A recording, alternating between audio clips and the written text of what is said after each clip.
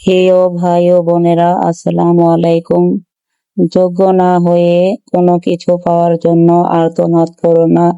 যে কোনো কিছু অর্জন করার পূর্বে নিজেকে তা পাওয়ার যোগ্য করে তোলো। দেখবে পৃথিবীর কোনো শক্তি তোমায় বঞ্চিত করতে পারবে না। বাধা আসবেই, হাল ছেড়ে দিলে গল্প সেখানেই শেষ। আর লড়াই চালিয়ে গেলে সেখান থেকেই শুরু হবে সফলতার ইতিহাস।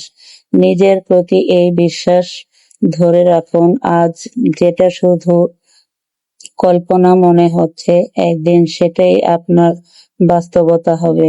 কারণ স্বপ্ন তখনই পূরণ হয় যখন মানুষ নিজের ওপর থেকে বিশ্বাসটা হারায় না। নিজের বলতে যদি কিছু থাকে তা হলো কবর, আর কেউ যদি অপেক্ষা করে তা হলো মৃত্যু, আর কেউ যদি নিঃস্বার্থভাবে ভালোবেসে থাকে তিনি হলেন মহান আল্লাহ। আমার রান্নাটা এখানেই শেষ হয়ে গেল।